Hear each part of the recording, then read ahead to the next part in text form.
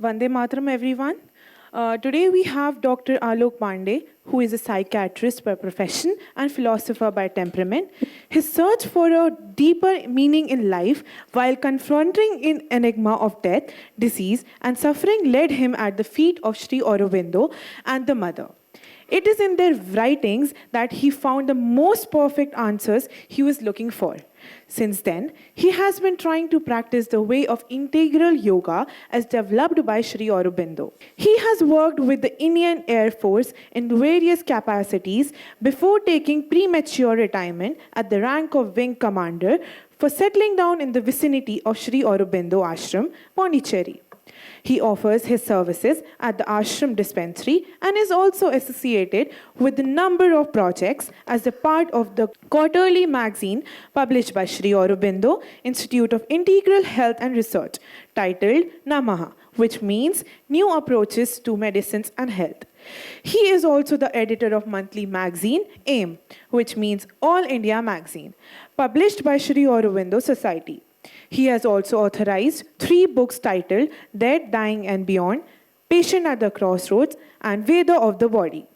He has held several workshops and written and spoken extensively on various themes such as yoga, psychology, health, education in India and abroad. Let's welcome Dr. Alok Pandey with a huge round of applause. Thank you and welcome, children. So, creation, the subject is beauty of the new creation. So, let's understand each of these terms. There is beauty, there is new, and there is creation. Now, creation is an ongoing process. What was yesterday is not there today, and what is there today will not be there tomorrow. So, creation is an ongoing process happening all the time. If you really look at the tree outside your house, you will see that how after a few days there is a little bud which springs or a little leaf which comes.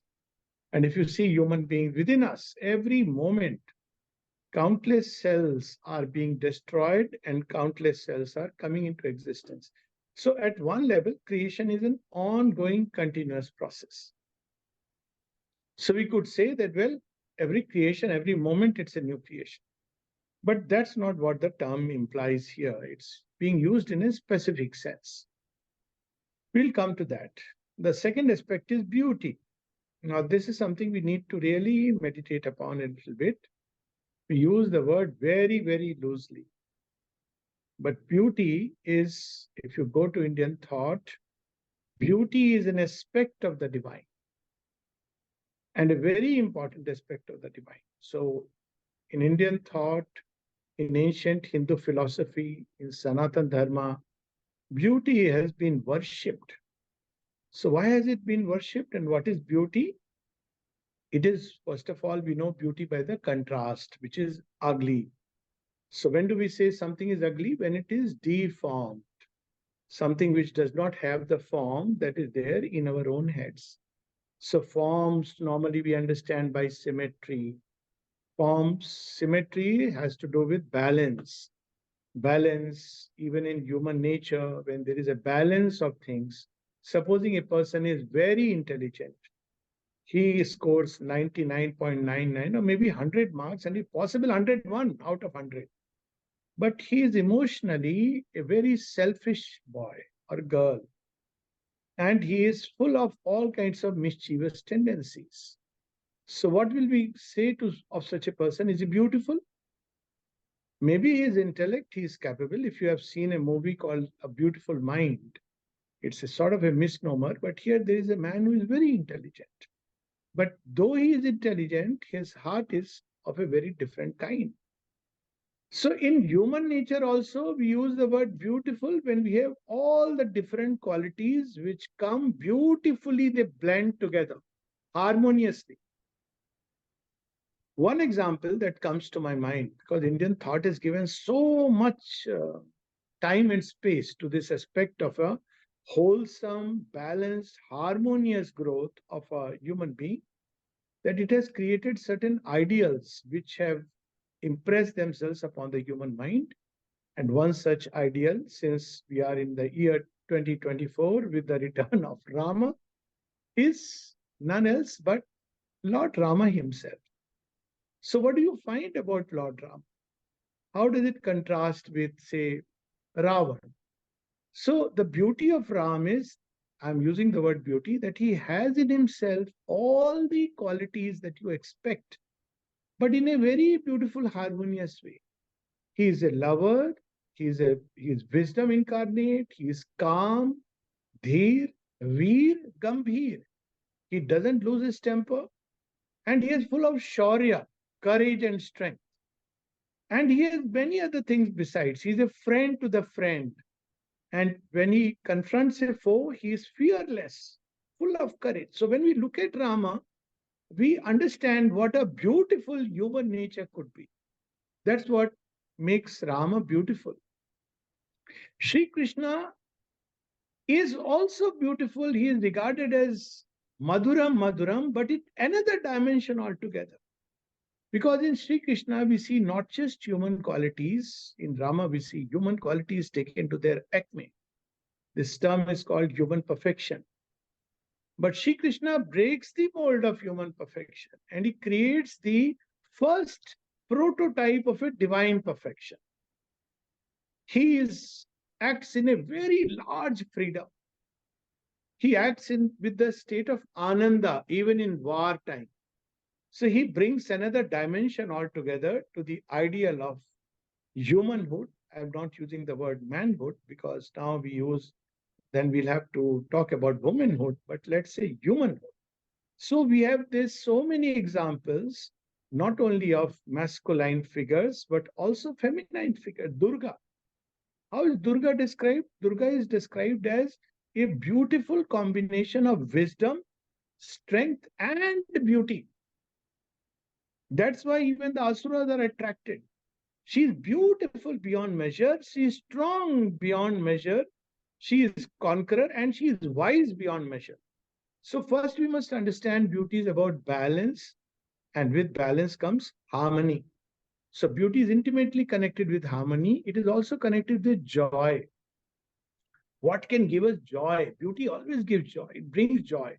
And beauty is also connected with love. So we have these beautifully in Indian thought, we have conceived of certain characters, humans, apparently humans, but beings who, as we know, they came from another dimension. And for a while, they touched the human body and made it appear what human life on earth could be. For example, we hear about Ramarajya. So, what is special about Ramarajya? It is said, Daihik, Daivik, Bhautik, Tapa, Ram Raj, Kahu Nahi Vyapa. So, there are three kinds of sufferings which afflict mankind. What are these kind of? Physical suffering, we know. Daihik, Daivik, sufferings of a psychological kind. Daihik, Daivik, Bhautik is the physical, and the non-material bhutadi that come from the elemental energies, and then things which come from fate, all kinds of suffering, they didn't exist. Why they didn't exist? Because the king carried certain qualities, embodied certain qualities, and because of him, human nature was free from all its deficiencies, difficulties, and people were automatically relieved from suffering. So when we look at these conceptions, we automatically, why do we love these epics? These epics have endured over millenniums. Isn't it amazing? I often say, uh, people compare different epics. The fact that Ramayana and Mahabharata, Ramayan और महाभारत, ये हजारों वर्षों से हमको ये हमेशा प्रेरित करते रहे. They continue to inspire us even now. I think so many serials of Ramayana have come and gone. I have myself watched all of them, and I know many, many people, and even the latest serial people want to watch. I am one of them who continues to watch. Why? The story is known, everything is known. And yet you continue to watch it because there is something which endures. So, what endures? What is it in Ramayana and Mahabharata that makes you love it? Because it reveals to us a state, at least some semblance of a state which we all must reach, we all aspire to. So, what is it that we aspire to, which we all must reach? We aspire for, first of all, an ideal of what human beings could be and Sri Aurobindo would say would be in times to come. So, what is it that human beings could be? Where do we find it? One, in the epics, but epics, everybody doesn't have the fortune or the interest in epics. What is, if I were to ask this question, what would be your own ideal of a human being? An ideal human being. If I was there interacting with all of you, I could give it as a question, as a kind of workshop, that write your own ideal of what a human being would be. Now, when you look at that ideal, and I can just narrate some of them, a human being should be wise. He should have the right knowledge about things, right understanding. He should be, he should know what love is. He should be able to love. Whom should be able to love? Not just himself. He should be able to love those around. He should be able to love creation. He should have that love for everything in the right, in love plant, animals, earth, love God. So he should embody love. He should embody wisdom and he should embody strength. Three things which are indispensable. And he should be an embodiment of beauty when it comes to both his inner thoughts, feelings, as well as outer actions. Now, this is an ideal all of us carry. And because we carry this ideal, on one side, we strive for this ideal through various means. From the most mundane ways, which is about personality development. देखा होगा ना बहुत सारी classes personality development क्यों? क्योंकि हमको कहीं लगता है कि हम अभी आधे अधूरे हैं और वो केवल आप लोगों की एज में नहीं लगता है, हर एक एज में काश हमारे अंदर ये भी डेवलप होता। अब ये जब हमको लगता है तो उसमें बस एक चीज का हमको ध्यान रखना है, और वो क्या कि एक वायरस है जो हम सब के अंदर घुस गया है। और वो वायरस क्या है? वो वायरस हमारे समाज से आया है और वो वायरस ये है कि हमको अपना विकास करने की जगह, instead of our own development, we should focus on how much money we have, how big a house we have, how big a car we have. This ideal was never in India. We should have these things, but that is not an ideal. Ideal is what we can become. Sri Aurobindo एक जगह लिखते हैं बड़े सुंदर ढंग से, the greatness of a man does not lie in what he does, but in what he inwardly is and becomes. हम कैसे मनुष्य हैं? एजुकेशन का तो पर्पस ही यही होता है, और मैं बहुत खुश हूँ, आई एम वेरी हैप्पी कि आपके स्कूल में ये प्रयास हो रहा है। बहुत सुंदर है आपका स्कूल। एक देखा जाए तो आपको डेवलप करने पर फोकस कर रहा है, बाकी चीजें तो है, लेकिन जो मोस्ट इंपॉर्टेंट एस्पेक्ट है, तो ये एक आइडियल है जो हम सबके अंदर है। लेकिन वो वायरस आता है ना, जैसे कंप्यूटर में, तो वायरस कौन सा आ जाता है? कितने मार्क्स आएंगे, कौन सा तुम जॉब करोगे, कितने तुमको पैसे मिलेंगे, कितनी बड़ी कार होगी, कितना बड़ा घर होगा, आपस में कंपैरिजन। तो ये आइडियल हम खो देते हैं, और ये आइडियल जो खो देता है वही रावण है। रावण कौन है? रावण वो है जिसने अपने अंदर के राम को पूरी तरह विस्मृत कर दिया था। एक समय वो भी शिव भक्त था, लेकिन धीरे धीरे एक समय वो भी वेदों का ज्ञाता था, पर धीरे धीरे उस आइडियल को भूल गया और उसके अंदर वही वायरस आया। पता नहीं कहां से आया, आजकल तो ये हवा पश्चिम से बहती है, उस समय कहां से आया मुझे नहीं मालूम। लेकिन उसके अंदर भी यही आइडियल बैठ गया कि अगर मेरी लंका सोने की होगी, अगर सबके पास अच्छा पे पैकेज होगा और सबके पास बहुत सारी कारें होंगी, उसके पास पुष्पक विमान था, तो हम लोग खुश रहेंगे। और हम सब, अगर मेरे पास सामर्थ्य होगा, कैसे भी मैं उसको उपयोग में लाऊं, छीन कर शक्ति रहेगी, कैसे भी मैं उसको अर्जित करूं। तो ये जो आइडियल, जहां हम अपने अंदर के रामत्व को, कृष्णत्व को, या एक शब्द में कहें दिव्यत्व को छुपा देते हैं, ढक देते हैं, तो हम रावण बन जाते हैं। रावण कोई और नहीं है, हम सब के अंदर राम है, हम सब के अंदर दिव्यता है। We all carry the divine presence within, but it is covered by Ravan, by ignorance, अज्ञान, अहंकार। इसके कारण ये कवर्ड है, और क्योंकि ये कवर्ड है, ये बीज जो अंदर में है, the seed of divinity, it is unable to blossom. वो ब्लॉसम नहीं कर पाता। किसी किसी में यहाँ कहाँ इक्के दुक्के व्यक्तियों में वो एक प्रॉमिस के रूप में दिखता है, लेकिन ज्यादातर हम सबके अंदर ये सीड दबा रह जाता है। और इस कारण the world is what it is, संसार जैसा है वैसा है। क्यों हम उसको कोसते रहते हैं, अरे देखो दुनिया में ये है वो है, क्यों? क्योंकि हमारा समाज, संसार, शिक्षा संस्थान, आप लोग जैसे कुछ स्कूल हैं जो एक्सेप्शन है, वरना हमारे शिक्षा संस्थान, हमारे माता पिता भी हमारे इस सीड को, भगवान का जो सीड है हमारे अंदर, दिव्यता का सीड है, जो राम है हमारे अंदर, जो कृष्ण है हमारे अंदर, जो श्री अरविंद है हमारे अंदर, उसको वो और अधिक छुपाने का, ढकने का काम करते हैं। तो अब अगर हम इस आइडियल को अंदर में रखें लेकिन समाज की वास्तविकता को देखें, तो क्या दिखाई देता है? ये तो बिल्कुल विपरीत है। हर व्यक्ति चाहता है कि जीवन सुंदर हो, लेकिन उसके अंदर एक वायरस डाल दिया गया है। सुंदर जीवन मतलब बड़ा घर, सुंदर जीवन मतलब बड़ी कार, सुंदर जीवन मतलब खूब सारा पे पैकेट। तो अब क्या हुआ है, धीरे धीरे हमारा समाज उस आइडियल से दूर हो गया, जो डिवाइन हमारे अंदर है, लेकिन हम उसको भूल गए, विस्मृत हो गए। तो स्वाभाविक है कि समाज में रावणत्व बढ़ता जाता है और सारी प्रॉब्लम बढ़ती जाती है। अब इसके दो समाधान संसार में आए कि हमको एक परफेक्ट वर्ल्ड के, एक समाधान था कि बाहर से हम खूब कंफर्ट बढ़ाएंगे, खूब पैसे होंगे, तो एक समय आएगा जब व्यक्ति के पास सब कुछ होगा, इसलिए वो अपने आप अच्छा व्यवहार करेगा। लेकिन वास्तव में हम देखते हैं अगर जीवन को, तो हम देखते हैं ऐसा नहीं है। जितने अधिक हमारे पास धन आता जाता है, उतना हमारा हृदय संकीर्ण होता जाता है। पॉकेट जितनी भरी होती है, हृदय उतना खाली होता जाता है। तो ये एक विरोधाभास है। दूसरा, एजुकेशन, मनी, इन सबके बावजूद हम अच्छा समाज, अच्छा संसार, अच्छा व्यक्ति नहीं बना पाते।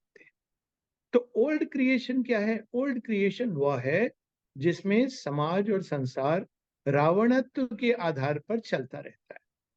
बीच बीच में ऐसे अवसर आते हैं समाज के अंदर, जब रिवॉल्यूशंस होते हैं, व्हेन देयर आर रिवॉल्यूशंस, और रिवॉल्यूशंस होते हैं उसमें रावणत्व कुछ हद तक समाप्त कर दिया जाता है। ये श्रीमद् भगवद गीता कहती है, परित्राणाय साधुनाम विनाशाय च दुष्कृताम।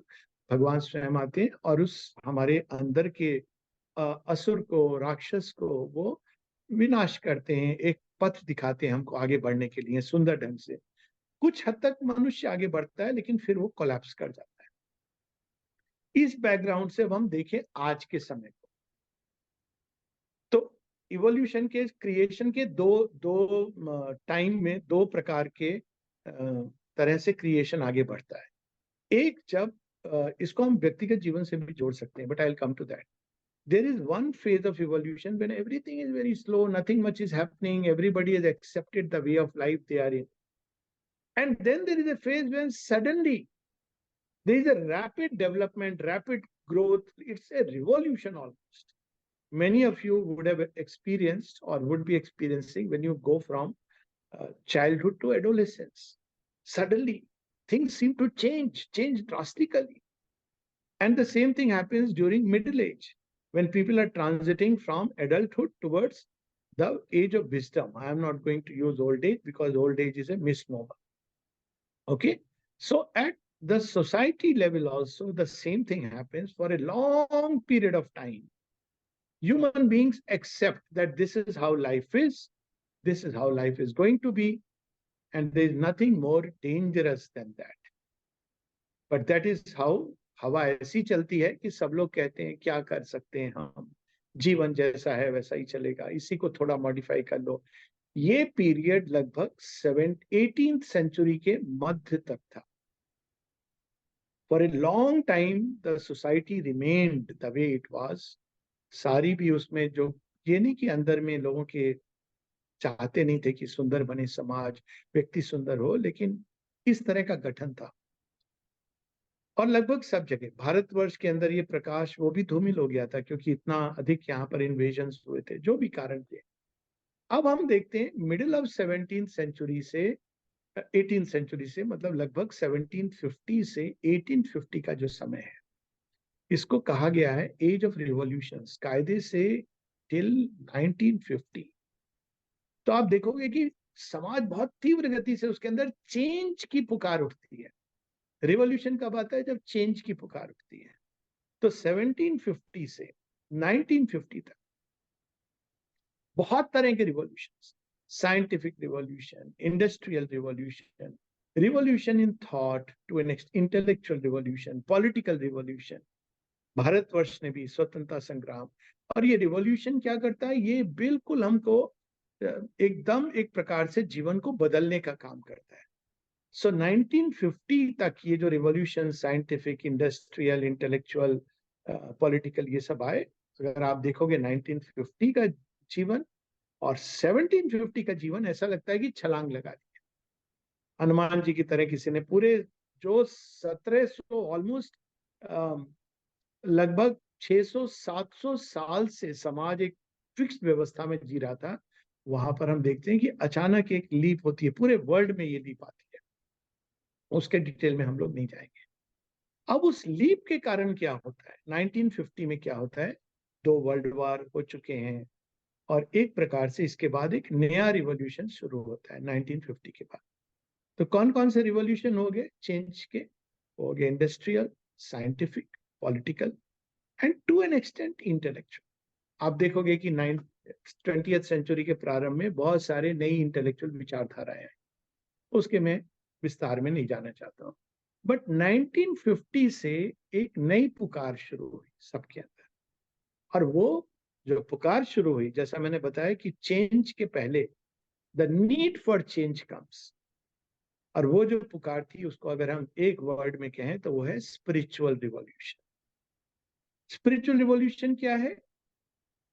Material revolution, scientific revolution, industrial revolution, political revolution, यहां तक कि इंटेलेक्चुअल रिवॉल्यूशन, बाहर के जीवन को बदलना चाहते हैं। इस आइडिया से जीवन चलना चाहिए, साइंस की एक उपलब्धि होगी तो जीवन बदला, इत्यादि इत्यादि। बट स्पिरिचुअल रिवॉल्यूशन कहता है कि we must change, then only any change can last and endure. और यही कारण है, अक्सर लोग कहते हैं राम राज इतना अच्छा था तो डिजेनरेट क्यों कर गया, वैदिक काल इतना अच्छा था तो डिजेनरेट क्यों कर गया? यहां पर इसका उत्तर है, वहां कुछ ऐसे मनुष्य थे जो अद्भुत थे। राम राम है, पर उस युग में भी एक दो अगर कैरेक्टर्स ले लो, हनुमान है, लक्ष्मण भैया हैं, भरत हैं, ये कुछ लोगों को अगर छोड़ दो तुम, तो आम व्यक्ति वही है। सो स्पिरिचुअल रिवॉल्यूशन के लिए ये धरती तैयार हो रही थी। All that has passed was a preparation for a spiritual revolution. और वह स्पिरिचुअल रिवॉल्यूशन श्री अरविंद बताते हैं, माता जी बताती हैं, 1956 से हम एक नए युग में जी रहे हैं, और वो युग स्पिरिचुअल रिवॉल्यूशन का युग है। आप पूछ सकते हो कि प्रमाण कहाँ है? मेरा उत्तर बहुत सिंपल होगा, तुम सब लोग जो बैठे हो इसका प्रमाण। हम लोग भी स्कूल में पढ़े हैं, तुम्हारी उम्र से गुजरे हैं। मैंने कॉन्वेंट में पढ़ाई की अनफॉर्चुनेटली, और मॉरल साइंस की टीचिंग होती थी। हमारे स्कूल में कोई ऐसी वर्कशॉप नहीं होती थी, कोई बुला के इस तरह का एक्सपोजर नहीं होता था कि मेडिटेशन, और अगर होती भी तो मुझे लगता है शायद ही एक आध कोई बच्चा इंटरेस्टेड होता, जो मेरा अपना अनुमान है। लेकिन अभी मैं ये चीज देख रहा हूं कि बच्चे, आप लोगों की जो उम्र है, क्या उम्र है, 5वीं 6ठी क्लास में, क्या क्या उम्र होगी, 10 से लेके 18 ऐसे एज ग्रुप होगा। और इस एज ग्रुप में आप सब यहाँ बैठे हो, आपने इसके लिए स्वीकृति दी है, and you are here, you are listening, this is the sign. ये स्पिरिचुअल रिवॉल्यूशन का साइन ऐसा नहीं होता कि डोल पीट करके लोग कह रहे हैं देखो देखो देखो स्पिरिचुअल रिवॉल्यूशन शुरू हो गया। वो पॉलिटिक्स के लिए ठीक है, एक रिलीजन के लिए भी ठीक है। I hope you all understand the difference between religion and spirituality. Religion is connecting with God, but outward means से, in very simple terms, जब हम बाहर से भगवान को कनेक्ट करते हैं बाहरी माध्यमों से, धूप बत्ती हम दिखाते हैं, दिया जलाते हैं, बाहर से एक विग्रह के पास जाते हैं, ये सब अच्छी बात है, बुरी बात नहीं है, लेकिन वो बाहर से हम कनेक्ट करते हैं। लेकिन जब हम उन्हीं भगवान से अंदर कनेक्ट करते हैं तो वो स्पिरिचुअल है। तो जब हम अंदर के मंदिर में अभिप्सा का दिया जलाते हैं, जब हम श्रद्धा के सुमन चढ़ाते हैं, जब हम उनकी अंदर में अपने सुंदर गुणों को एक फूल की मतलब सुंदर गुण पहले तो डेवलप करेंगे ना, वो फूल डेवलप करके उसकी माला बना के अंदर जो भगवान है उनके चरणों में डालते हैं या उनके गले में माल्य पुष्प अर्पण करते हैं, तब हम ये कह सकते हैं कि आध्यात्मिक जीवन प्रारंभ होता है। ये दोनों एक दूसरे की विरोधी नहीं है, लेकिन एक फर्स्ट स्टेप है, दूसरा सेकंड स्टेप है, ये जानना जरूरी है। ये कंफ्यूजन नहीं होना चाहिए। रिलीजन एक तैयारी है स्पिरिचुअलिटी के। रिलीजन में फिर भी भेद आ जाता है, इसीलिए क्योंकि वो बाहर की चीजों पर डिपेंड करता है। तो बाहर जब हम देखते हैं तो सबके तरीके अलग अलग, लेकिन स्पिरिचुअलिटी वो अंदर से जोड़ती है हमको, और इसलिए वो अद्भुत है, वो डिविजन्स को हटा के यूनिटी की ओर ले जाती है। अब इसी एक चीज को देख लो, what is one of the change that everybody wants today? It's unity, isn't it? Everybody wants unity, but see how difficult it is to have unity even within a house, है ना? कितनी कठिन है। क्यों ये कठिन है? Because when we try unity by outward means, it fails.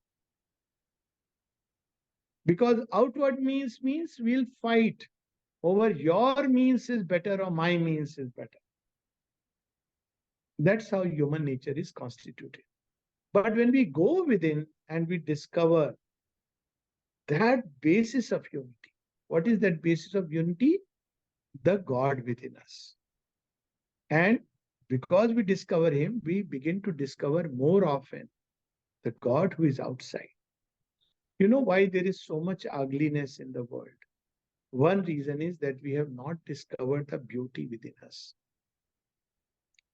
If we discover the beauty within us, we will see this beauty more often, much more often outside.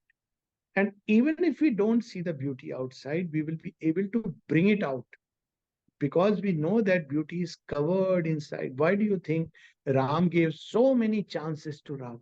What an amazing, if I may use the word, divinely human character. He keeps giving chances. He sends one after another. He could easily decimate because his purpose was not to kill Ravan.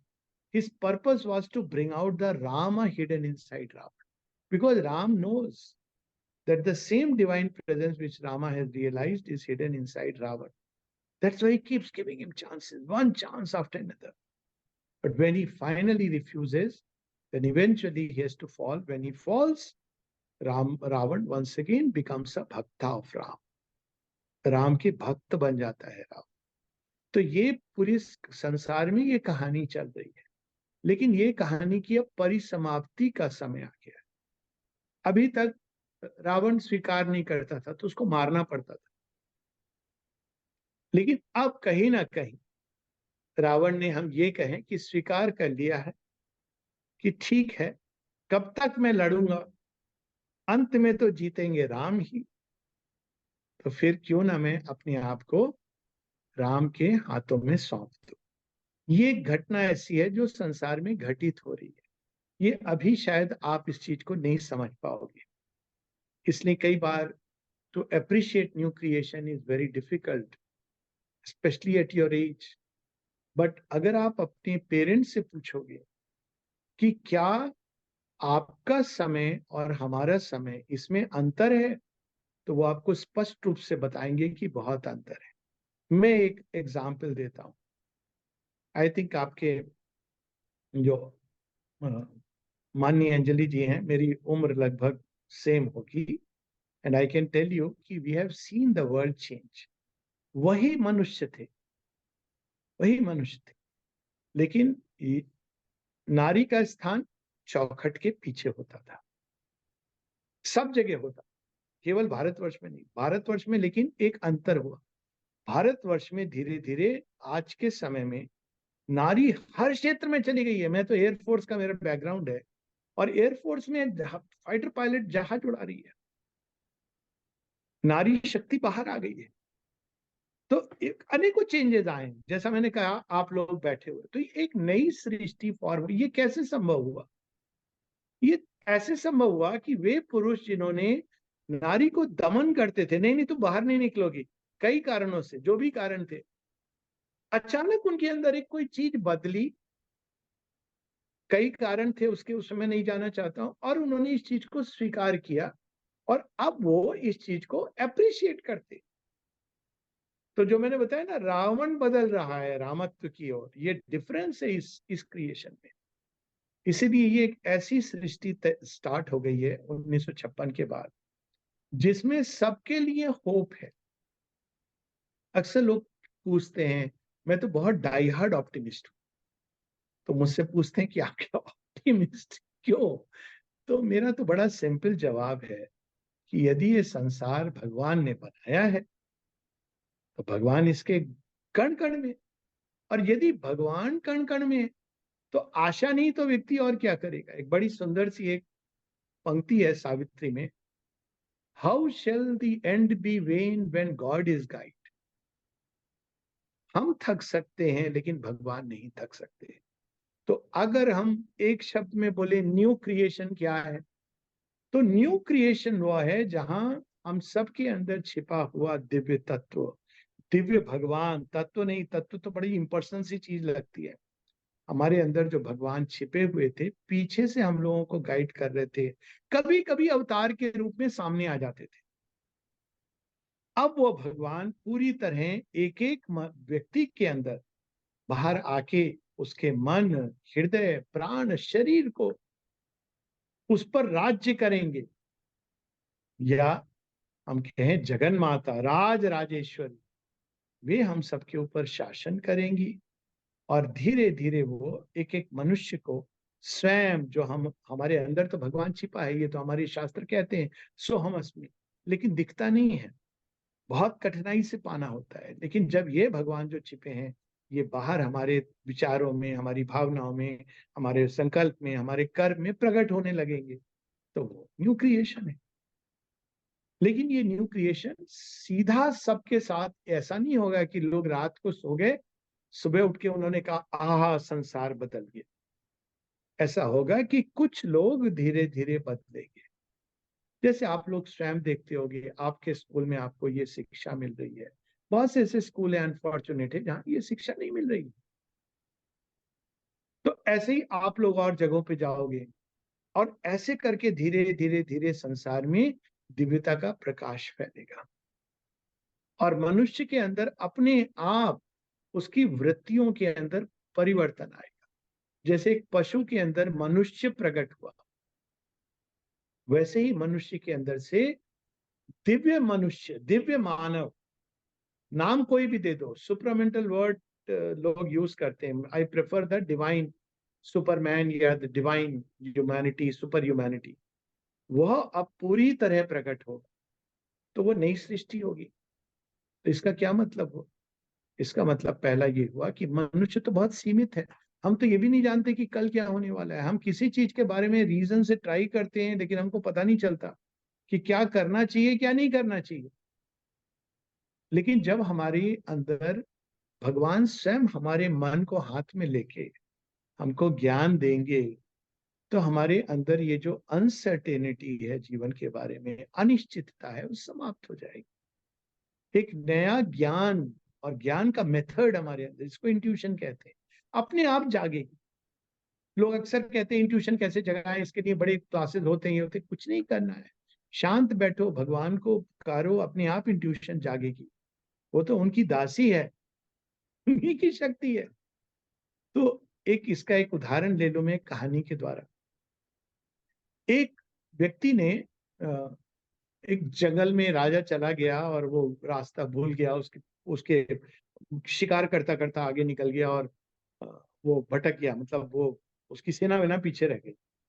तो वहां वो मुश्किल में पड़ गया, और हिंसक पशु भी आ गए और वहां पर एक जंगल के वनवासी ने उनकी रक्षा की प्राणों की। राजा ने कहा कि तुम ऐसा करना, आज तो मैं किसी अवस्था में नहीं हूं कि मैं तुमको कुछ उपहार दे सकूं, कल तुम मेरी सभा में आना, वहां मैं तुमको अच्छी तरह से उपहार दूंगा। वो कहता है ठीक है। जब वो पहुंचा अगले दिन, तो राजा ने कहा क्या चाहिए, तुम कुछ भी मांग लो, मेरे प्राण को तुमने बचाया है, अब तुम कुछ भी मांग लो।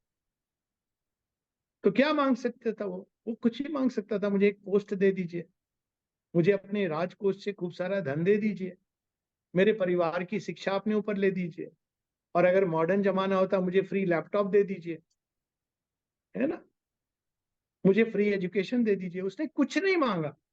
उसने कहा राजन, एक छोटी सी मांग है मेरी, तो इन सब का मैं क्या करूंगा, आप, मैं तो रह ही रहा था जैसे रह रहा था, आप मेरे मित्र बन जाइए। तो लोगों ने कहा कैसा मूर्ख है ये। राजन ने कहा ठीक है, मैं तो वचन से बंधा हूं। तो राजा उसका मित्र हो गया। क्या हुआ मित्र के साथ, तो ये देखिए सुग्रीव की कहानी है, सुग्रीव और राम जी की मित्रता का दूरगामी परिणाम। तो अब क्या हुआ, राजा को जाना है मित्र के साथ, तो आप घर में ये थोड़ी कहते हो मित्र को कि तुम ही हमेशा हमारे घर आओगे। तो राजा उनके घर में जाने कहा, मेरा मित्र है, मैं जाऊंगा मित्र से मिलने। अब राजा जब मित्र से मिलने जाएगा तो क्या करेगा, अब अच्छी सड़क होनी चाहिए।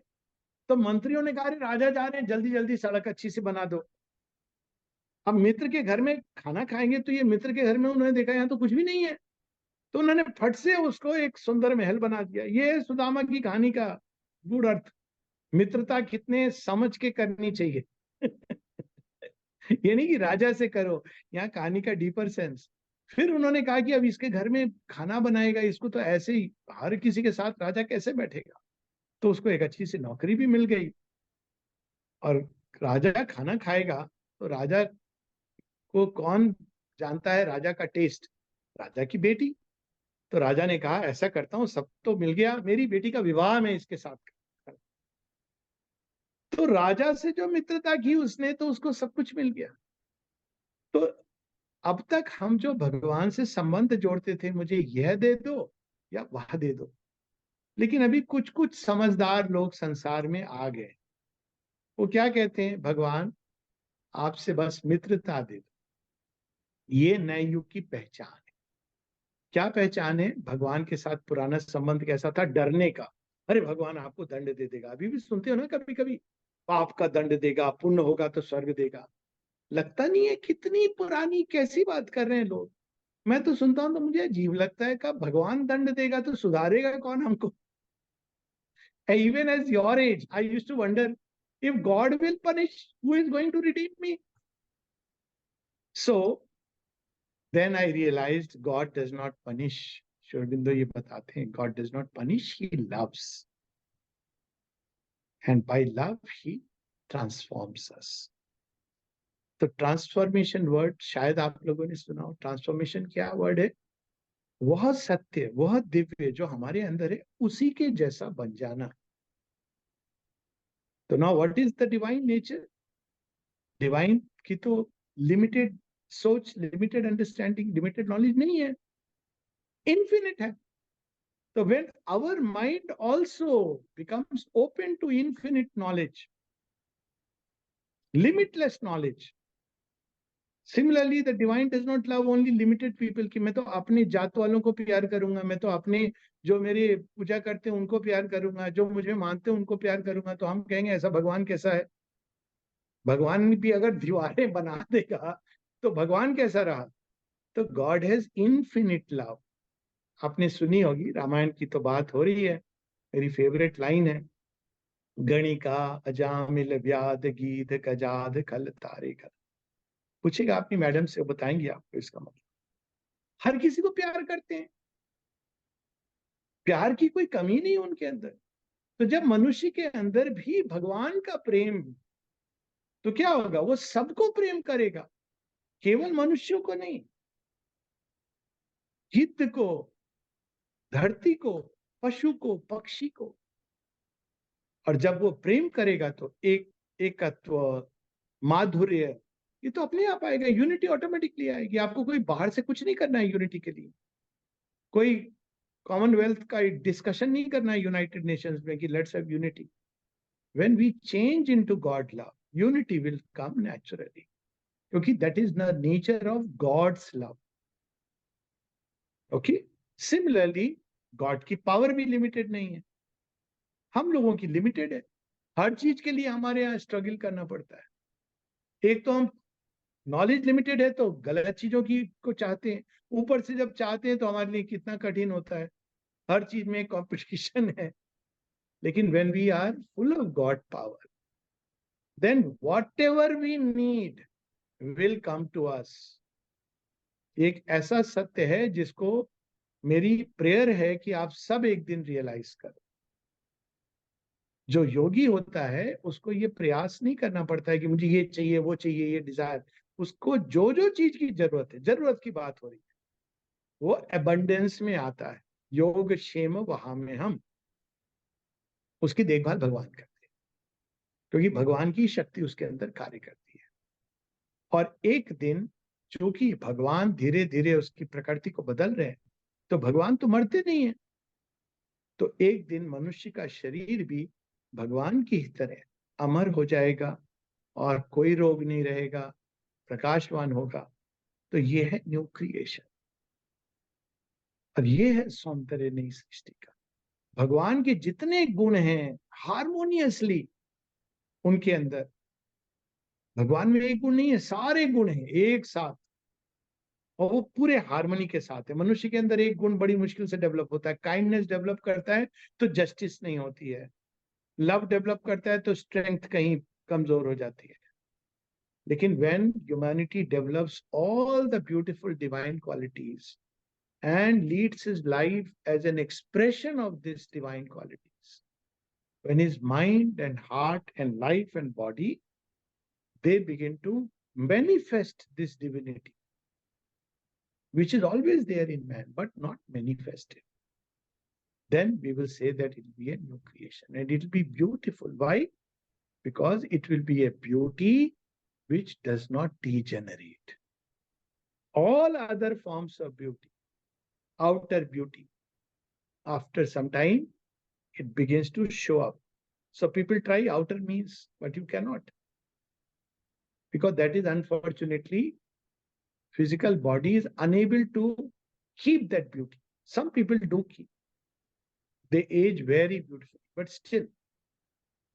Similarly, inner beauty, you will see that as people grow old, कभी कभी बड़े चिड़चिड़े हो जाते हैं, इरिटेटेड हो जाते हैं।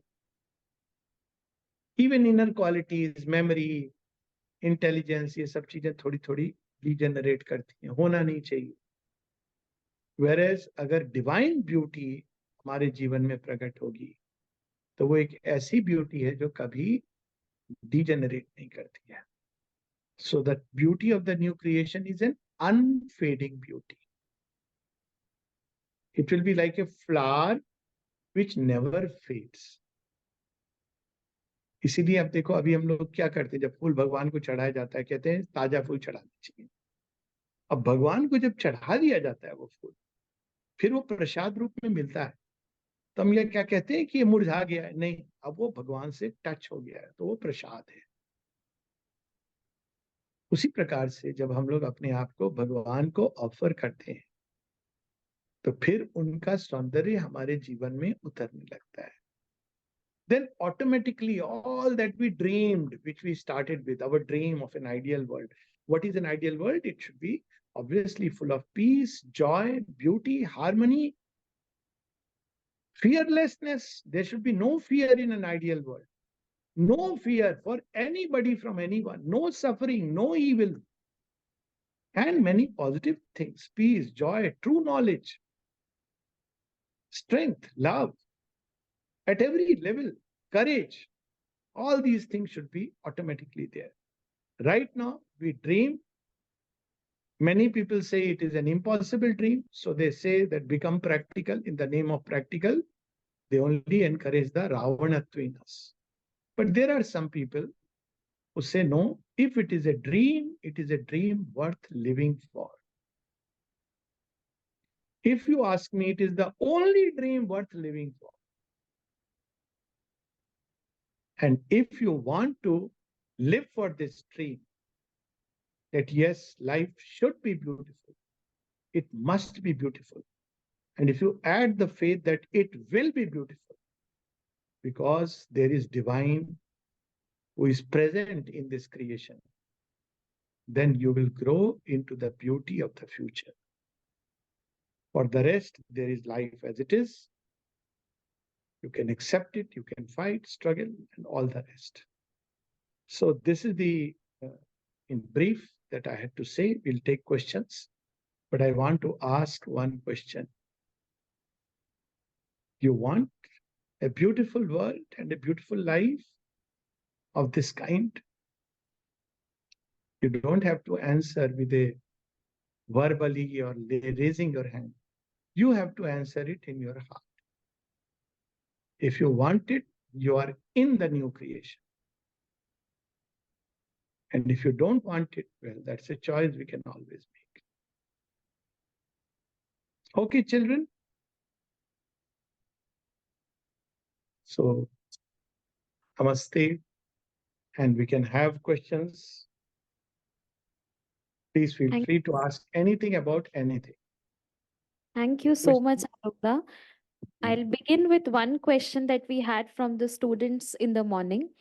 Uh, the students had been holding flower, and as they've shared their aspiration as to what they want to grow into, they were sharing that they want to grow as a flower and basically embody the qualities of a flower. But one question came in, which was that physical has a certain kind of a memory. Historically, it wants a need to rest. Mind has a certain tendency to enter into thoughts. So, when we look at transforming these different parts of our being, are we suppressing those parts, or what is the right way to look at this transformation of parts of our being? Okay, thank you so much. First of all, I must say this flower analogy is very nice and good. We spoke about the flower and ended with a flower. Okay, we come to the flower and the suppression. First of all, suppression. Whenever you express something, you suppress something else. So, what do we do when we express anger? What are we suppressing? We are suppressing peace. When we express fear, we are suppressing courage. And when we express the Ravan in us, you see, I am taking one term so that we understand, then we are suppressing the Rama in us. Now, when we express Ram, surely we are suppressing Ravan. Now, we have to make a choice what we want to express and what we want to suppress. That's number one. Second is because Ram is more permanent, the divine is more permanent. Then, if we keep expressing the beautiful things inside us, then over a period of time, the dark things, the ugly things like anger, fear, they vanish because they are not permanent. But if we suppress the divine inside over a period of time, we end up struggling very badly because fear, anger, greed, they are by their nature temporary. But the permanent divine is continuing to exercise pressure from inside. So if we express in the name of freedom, truth, whatever, honesty, whatever comes to us, then what we are doing, we will end up in a very severe struggle with passage of time. But if we express the beauty within us and we suppress the all that is dark and ugly, over a period of time, you will see that the dark things vanish. I can take a very physical analogy. We have light and dark both within us. If we express darkness, you cannot slay light. Light is the original thing. But you will stifle light like the black hole. But you express light, darkness will vanish. Okay? So that's the answer. But we have to make that choice. Yes. I have a question because you say we must suppress darkness and express light. Is when we talk of darkness, we talk of our negative emotions and thoughts, isn't there a need to actually consciously transform them rather than suppress them? Yes, so that's how modern psychology works. It speaks about catharsis, and then it speaks about slowly creating a change. It's a very long process. But Indian thought always encouraged that bring out the best in you. And Mother put it very beautifully. Even in Raj Yoga and Buddhism, this is how the practice goes. And the mother says that, my child, I always look upwards towards beauty, towards light, towards truth. So if we bring out these things, all these elements will slowly get transformed. Yes, we have to transform, but not by, and we have to acknowledge it, of course, that there is darkness. We don't have to put a veil over that, no, I have nothing. But at the same time, some people think that by transforming them means first we bring them out. What it would mean in practice is that if I have greed inside, let me indulge my greed. And then one day I'll become conscious and transform it. That is a very dangerous line to take. If I have lust and fear inside, it's like natural, and I must live by this natural thing till and keep working upon it while indulging in it. It will land up in a kind of a paradoxical situation where on one side we are saying yes and the other side says no.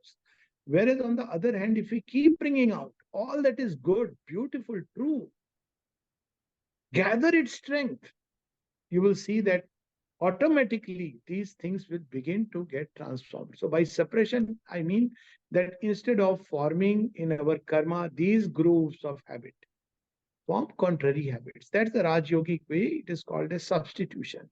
Buddhists also practice it. And in Shobindo's yoga also, the mother recommends, except that she adds something else also. She says that when you acknowledge that there are things which are dark inside, wrong movements, offer them to the Divine Mother. But she also says you don't need to express them, offer them. Offer them is very different. So Shri Krishna also says. So he says, in fact, there is the Asuric nature and the Devi Sampada. And he said you must develop the Devi Sampada and don't go into the path of the Asuric nature. So expression as a path to transformation, which Western psychology says no. Occasional catharsis may happen. That's part of life. But here suppression means not suppression in the sense that I'll sit tight on these impulses and do nothing. It means instead of these impulses, I try to bring it to my nature contrary impulses. For instance, my first impulse may be anger because why things are the way are. One may get irritated. Why at this point of time somebody has disturbed me? I'm having a pain. I'm having this reaction. Now, instead of flowing with that, that's why there is Vivek and Buddhi.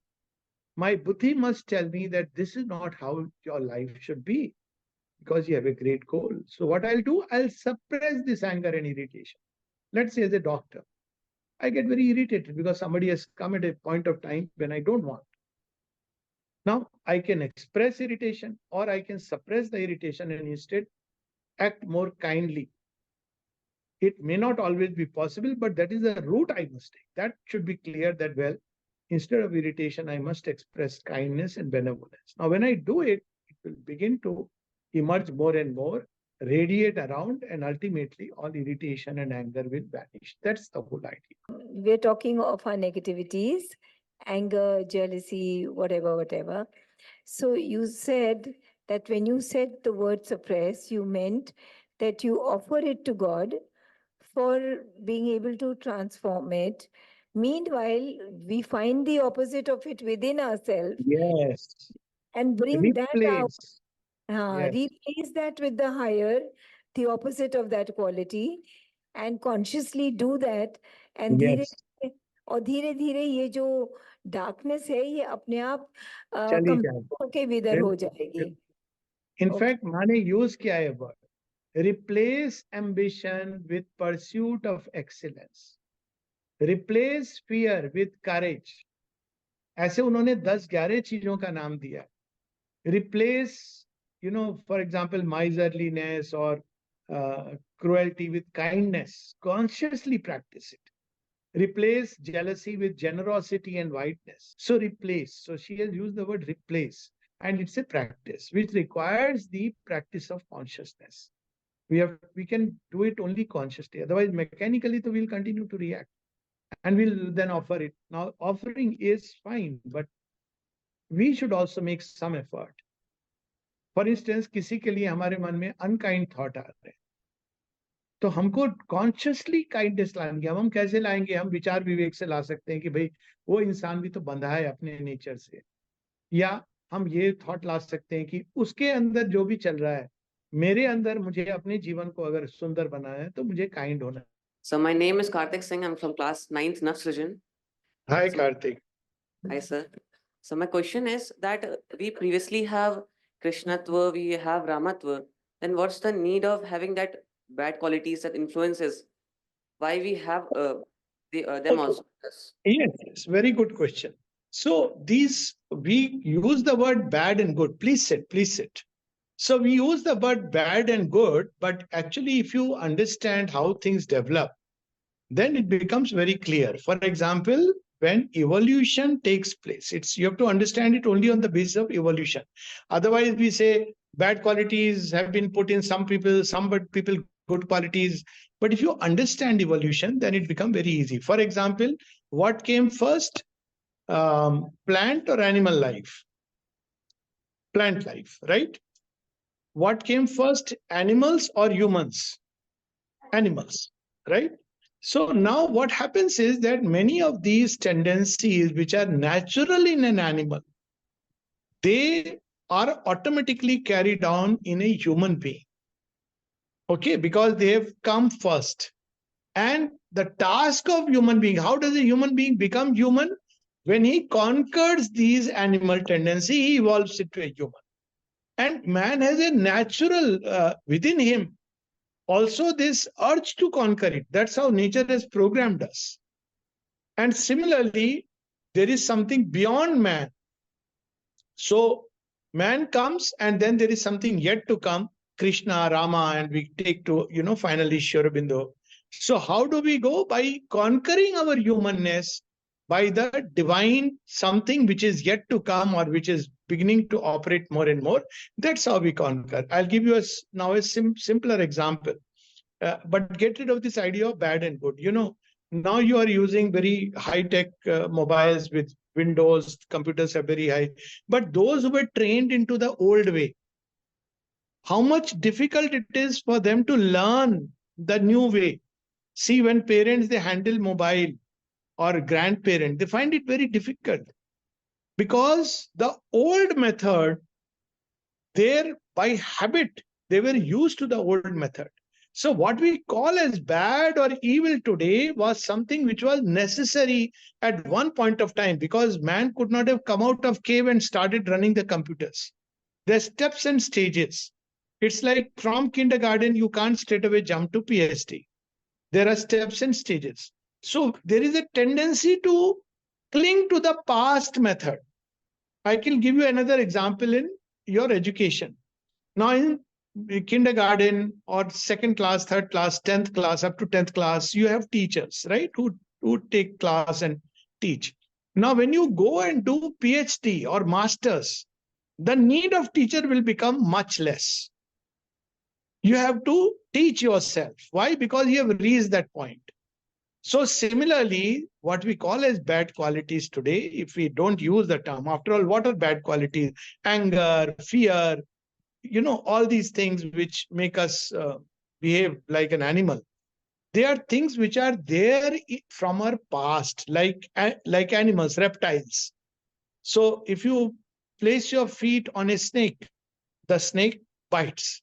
It doesn't give any consideration that, oh, somebody will die, somebody will be, hurt by all this, because for an animal, that's the stage of evolution.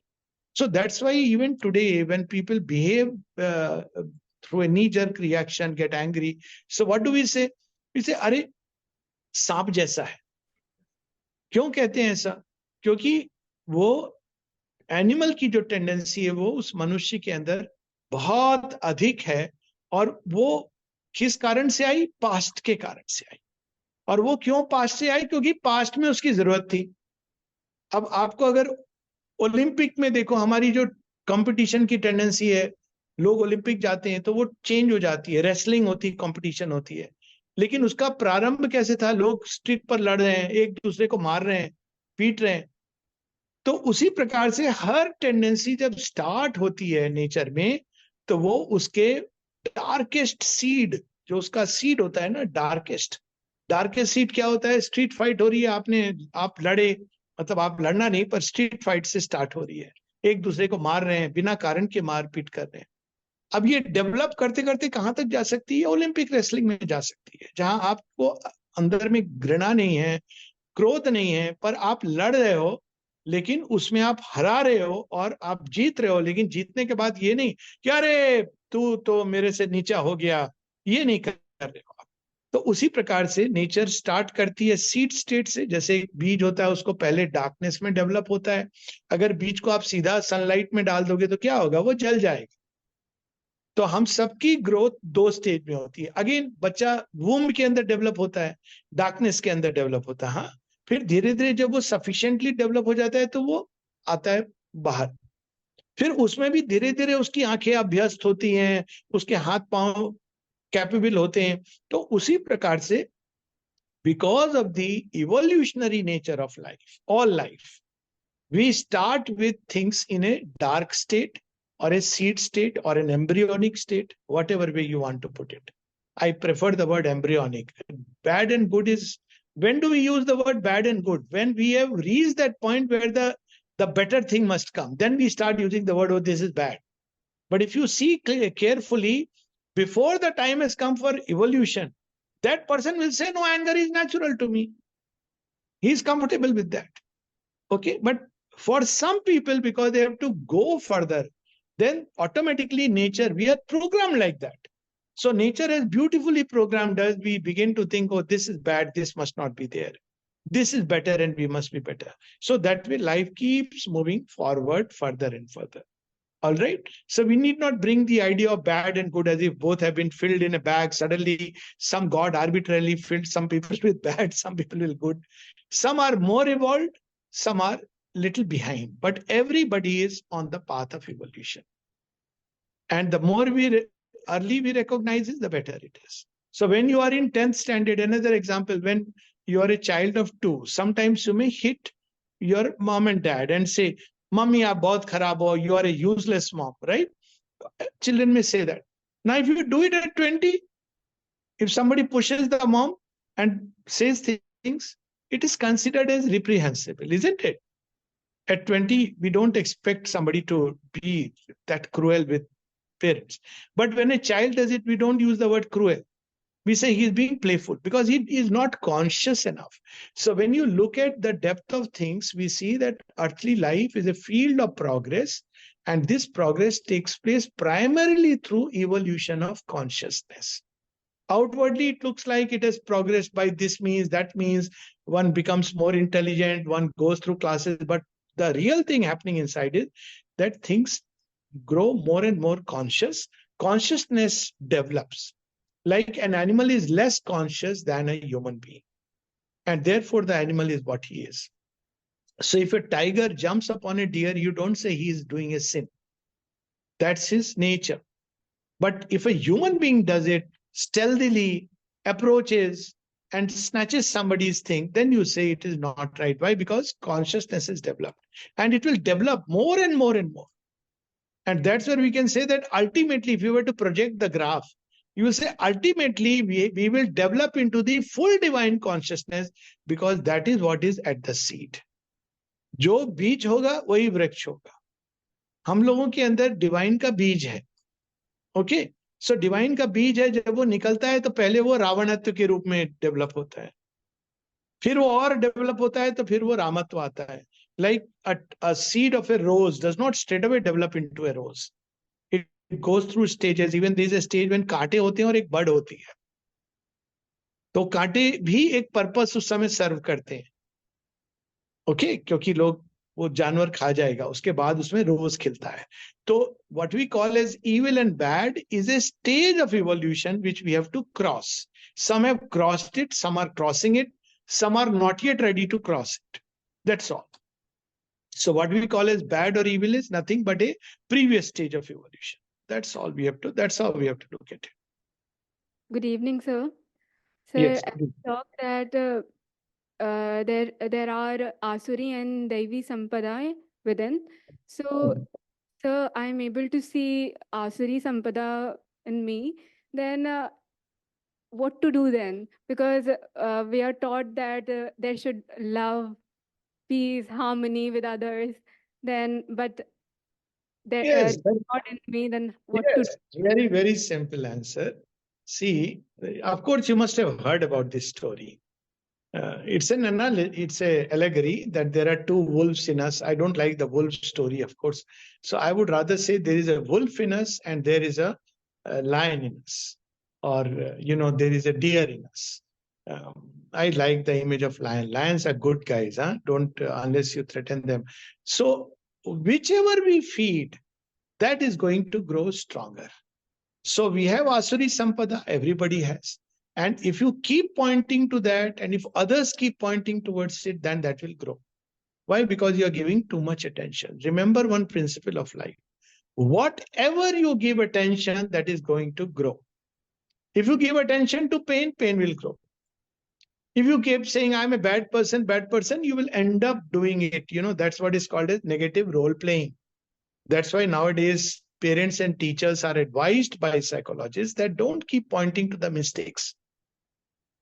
Rather bring out, let's say if you have the Asuri Sampada or anybody has of anger, then what is the antidote? The Devi Sampada, which is equivalent, it is to be charitable, to be kind, to be peaceful. So cultivate peace, kindness, a charitable disposition, then automatically you will see that the anger will come down. One may not have it now, but it can be developed. How it can be developed? In practice, when supposing we have to react, we are reacting with anger, step back just for that moment. And if you have yet reacted, then look within later on and say, yes, I shouldn't have it. I could have been more charitable. I could have been more generous. So step back, and next time you will see, you will be more conscious. Maybe just before you are expressing, something will stop you. Third time you will see that instead of anger, your kindness came out. So that's by practice, by abhyas, the Devi Sampada will grow automatically. And of course, as I said, and the divine help is there. You can pray to God in whatever way you believe in. That I don't want this fellow inside me. I want all the good Devi qualities which Krishna you have enumerated in the Gita. I want them. You can ask him. People don't ask him this only. They ask 101 things. He would be very happy. Just ask him. See, that is the difference. Sudama is a friend and Arjun is a friend. What does Sudama ask? House, money, he gets it. But what does Arjun want? He says, just be my friend. Guide me. Make sure I don't take the wrong path. So we have to form that relation with God where we ask him that I want to develop these good things, and you see he will develop in us. And from our side, every time we get the impulse to act in a way which we feel is not worthy of my being a human, then we should check that impulse and try to bring in the opposite thought. With practice, you will succeed. And the divine help is there to help all of us. All of us have gone through this. All of us. If you ask, I can tell you about myself. I am sure everybody, all of us start our career as an asura. And we finish as a deva if we take that course. Of course, we have a choice to remain forever asura. That's a different thing altogether. Okay. So my question is that, sir, you talked about the ideal, that what do we have to be? And you have talked about our current situation. So, sir, how do we bridge the gap between them? Yes, so that's what I said. The word is aspiration. You will be the man you want to be. Remember this. There are two great powers given to us, or rather three. One is will. Will is a great power. Even if your nature is full of everything negative, Keep your will awake that no, I want to be otherwise. Will. Second power is faith. If we don't have faith that we can change, we will never change. Okay, so faith that I can change. And there can be a logical basis to this faith that all who have gone before me and have changed themselves say so. And the third is the idea. Whatever we keep thinking, that we tend to become. So we'll say, how do we have this will and this faith and idea? Read books which are going to bring into us this kind of will and idea and faith. That's why reading the Gita, the Ramayana, the Mahabharata is one point of time, Ramayana and Mahabharata were part of our household. Why? Because automatically they brought in this will, idea and faith. When you read Ramayana, you say, oh, wow, I should be rather like Ram. If you read Mahabharata, you say, oh, I should be like Arjun. Krishna may seem too much, but at least Arjun जैसा तो बन ही सकते हैं. तो ये बहुत जरूरी है कि हमारे सामने एक लिविंग आइडियल और लिविंग एग्जाम्पल हो. तो लिविंग आइडियल, लिविंग एग्जाम्पल होना बहुत कठिन होता है. इसलिए ये कहानियां हैं हमारे जीवन में, हमारे इतने सारे हिस्ट्री में इसमें, जिससे हम अपने जीवन को एक आदर्श को सामने रख के अपने आप को चेंज कर सके. तो उन आदर्शों के कहानियां पढ़िए. Sometimes reading the stories of those who have gone before us, of the great once, बहुत हेल्प करता है. क्योंकि हम उनकी कंपनी में चले जाते हैं. जब हम रामायण पढ़ते हैं तो हम राम जी की कंपनी में होते हैं, रावण की भी कंपनी में होते हैं, पर राम की भी कंपनी में. तो वो जब हम by the time we finish it, automatically हमारे मन में, हमारे हार्ट में, हमारे अंदर एक नया आइडिया डेवलप होने लगता है. फिर हमारे अंदर ये आता है, if he can be like that, why can't I be. Automatically ये आ जाता है.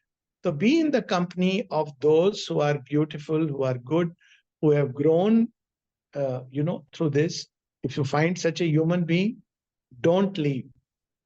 If you find such a human being, if you don't find, then of course the Ramayana, the Mahabharata, they are books and many others which automatically inspire us to be like that. Okay, that's how we will bridge the gap.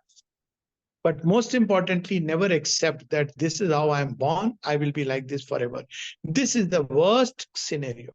Good evening, sir. I'm Arna Shrivastava from class 8E, and I wanted to ask if you could reflect more upon the qualities and ideals of a superhuman.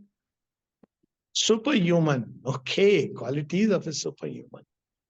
I will tell you one right away, because he will understand things are, why they are. So he'll be very compassionate, very kind, very benevolent, ready to forgive, ready to, very generous hearted, very forgiving of people's defects, their, darknesses.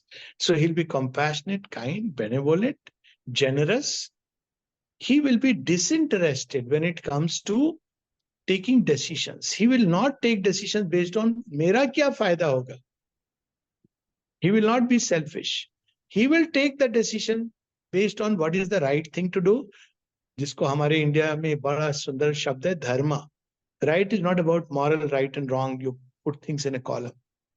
जो सही होगा, उचित होगा, वह करेगा.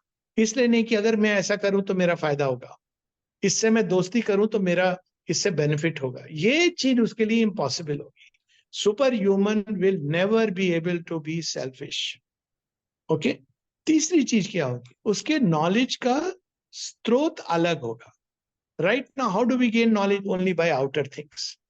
Now, he will also be in contact with outer world, but there will be something else, like a light which will open within him, and it will fall upon the outer information and reveal to him things which are hidden by the outer information. For instance, उसको कोई व्यक्ति मूर्ख बना रहा है, तो उसको पता चल जाएगा कि ये तो मेरी प्रेज कर रहा है, किस लिए.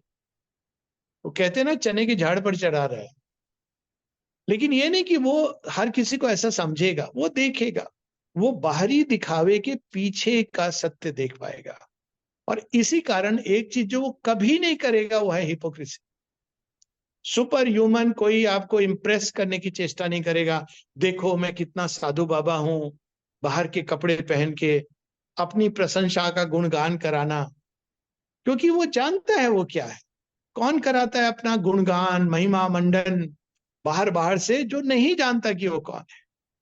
जो जानता है कि वो दिव्य है, कभी भी भगवान कभी देखा है कि वो जाके अपनी प्रशंसा अपने मुंह से कर रहे हैं? रावण राम का युद्ध होता है, रावण बोलता है ये सब तुम नहीं जानते मुझे, तुम नहीं जानते मुझे, ये क्या हो राम जी क्या कहते हैं, अच्छा हो गया, अब हम बाण बाण खेले जिसके लिए हम आए हैं तो बोलते ही रहेगा। Same you see. सो दिव्यता की ये पहचान होती है कि उसमें अति विनम्रता होती है। जितना दिव्य होता है व्यक्ति, महर्षि अरविंद की लाइफ तो एक लिविंग एग्जाम्पल है, वो विनम्र होता है। सच्चा ज्ञान जिसके पास होता है वो बहुत विनम्र होता है। क्यों? क्योंकि वो जानता है ये ज्ञान उसका है ही नहीं। जो कहता है मैं बड़ा ज्ञानी हूं, वो ये समझ रहा है कि मैं ज्ञानी हूं। लेकिन सच्चा ज्ञान कब आता है? जब मैं हट जाता है तो केवल ज्ञानी रह जाता है। तो वो देखता है कि ज्ञानी केवल एक है, वो है ईश्वर। और चूंकि वो उस स्रोत से रिसीव कर रहा है ना सारा ज्ञान शक्ति, तो बहुत विनम्र होता है। जितने भी ट्रूली ग्रेट हुए हैं वो बहुत विनम्र हुए हैं। तो सुपर ह्यूमन की एक और क्वालिटी क्या होगी? विनम्रता। एक बड़ी इंटरेस्टिंग क्वालिटी होगी सिंसेरिटी, जिसका बहुत अभाव है। सिंसेरिटी मतलब चीजें जैसी हैं उनको वैसे देखना, प्रोजेक्ट करना, ट्राइंग टू शो ऑफ, ये नहीं रहेगा उसके अंदर। वो चीजें जैसी है वैसी देख पाएगा। और एक जो बहुत सुंदर चीज होगी, भय का अभाव। किसी चीज से वो डरेगा नहीं, मृत्यु से, रोग से। क्यों? क्योंकि सुपर ह्यूमन जानता है कि मृत्यु एक बाहरी दृष्टि दोष है। In fact I tell you what a superhuman will think about death. If you ask a superhuman being what is death, he will say you no in fact there is no death. आपको अजीब लगेगा, ये क्या बोल रहा है, ये तो शाश्वत सत्य है। तो क्या कहेगा? मृत्यु सत्य नहीं है, राम नाम सत्य है। वो इस चीज को जानता है कि मृत्यु कुछ नहीं होती। और फिर क्या होगा उसके अंदर? प्रेम होगा। कैसा प्रेम? हम बोले प्रेम तो हम सबके अंदर है। वो वाला प्रेम नहीं जो कंपार्टमेंटलाइज्ड प्रेम है। प्रेम की जो पहली चीज होती है, तुम मुझे प्यार करो तो मैं थोड़ा प्यार तुमको दूंगा। बल्कि राक्षस का प्रेम तो बस तुम प्यार करो, मेरा कुछ देने का नहीं है। फिर आता है एक प्रेम जहां कहते तुम प्यार करते तो मैं प्यार करूंगा। फिर उसके आगे प्रेम होता है जब मैं प्यार कर रहा हूं लेकिन तुम भी मुझे प्यार करो। लेकिन जो सुपर ह्यूमन का प्रेम होगा वो वैसे होगा जैसे पुष्प अपनी सुगंध को सबको देता है। वो ये नहीं कहता है कि ये मुझे प्यार करता है इसको मैं प्रेम दूंगा। उसके लिए प्रेम उसकी श्वास में बसा होगा, उसके हृदय की धड़कन में बसा होगा। तो his love will be unconditional, not based on anything that the person is receiving or not receiving. He will have that kind of vast universal love. ये नहीं कि केवल कुछ लोगों के लिए। He will have wideness in his heart. बहुत wide और जेनरस हार्ट रहेगा सुपर ह्यूमन का। ऐसा नहीं कि अरे ये तो मेरी लैंग्वेज नहीं बोलता है, ये तो पराया है, ये तो मेरी जाति का नहीं है, ये पराया है। वो सबको अपना मानेगा, सबके साथ उसका मैत्री करुणा बंधुत्व का भाव रहेगा। ऐसा प्रेम होगा। उसके प्रेम में मधुरता रहेगी। और फिर अंदर शांत और आनंदित रहेगा। वो डिप्रेशन में नहीं जाएगा, अरे चीजें वैसी हुई नहीं जैसा मैं चाहता था। वो जानता है कि चीजें वैसी नहीं होती जैसी हम चाहते हैं, चीजें वैसी होती हैं जैसी प्रभु चाहते हैं। तो चूंकि वो प्रभु की इच्छा के अधीन रहेगा इसलिए वो डिप्रेस नहीं रहेगा। और शांति क्यों रहेगी? क्योंकि उसके अंदर डिजायर नहीं होगा, मुझे ये चाहिए वो चाहिए, ये हो जाए तो अच्छा है, गर्मी कम हो जाए, धूप बढ़ जाए, क्या क्या पता नहीं हम लोग सारे दिन, ये कपड़ा आ जाए, वो पोजीशन मिल जाए, ये सब नहीं रहेगा उसके अंदर। तो पूरा शांत रहेगा वो। क्योंकि वो ईगो से नहीं भगवान की विल से ड्रिवन होगा, इसलिए वो झगड़ा नहीं करेगा। हाँ, अगर कोई उसको झगड़े के लिए युद्ध के लिए ललकारेगा तो वो निर्भीक होकर युद्ध करेगा। धर्म के लिए जहां वो देखेगा कि अधर्म हो रहा है वहां वो युद्ध करेगा।